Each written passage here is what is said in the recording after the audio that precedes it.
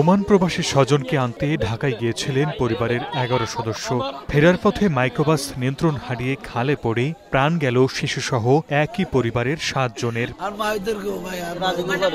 স্বজনরা জানায়, ওমান প্রবাসী বাহারকে আনতে মঙ্গলবার রাতে লক্ষ্মীপুর সদর উপজেলার উত্তর জয়পুর থেকে একটি মাইক্রোবাসে করে ঢাকায় গিয়েছিলেন পরিবারের ১১ সদস্য। রাতেই বাহারসহ মাইক্রোবাসটি করে বাড়ির উদ্দেশ্যে রওনা হন সবাই। বুধবার ভোরে নোয়াখালীর বেগমগঞ্জ উপজেলার আলাইয়াপুর ইউনিয়নের পূর্ব জগদীশপুর এলাকায় পৌঁছালে মাইক্রোবাসটি নিয়ন্ত্রণ হারিয়ে খালে পড়ে যায়। এ সময় বাহার ও চালকসহ ৬ জন গাড়ি থেকে বের হতে পারলেও মারা যায় ৩ শিশু ও ৪ নারী। এই গাড়ি ডাইনে যায় তুই ব্রেক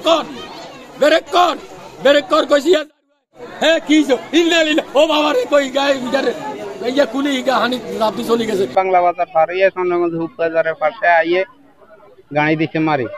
রাস্তার দুই পাশে তো উত্তরময় ওই ঘুমের লগে দিয়ে ঝোঁক দিয়ে উড়ি মানে গাড়ি জানে কাট দিছে, কাটের লগে দিয়ে খালের দিকে নামে গেছে গাড়ি। এরপর ৩টা বাচ্চা আর 2টা বউ আর একজন বুড়া বয়স আর একজন মধ্য বয়স, এই মোট 7টা লোক মারা গেছে।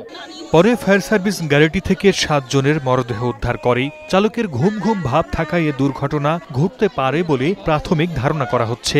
ওনাদের বহনকারী হাইয়েস্ট গাড়িটি নিয়ন্ত্রণ হারিয়ে পার্শ্ববর্তী খালে পড়ে যায়। খালে প্রচুর পানি ছিল এবং স্রোত ছিল।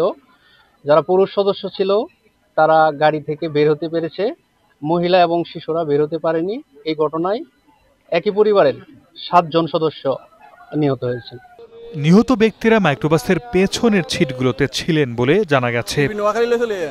Desk report, star news.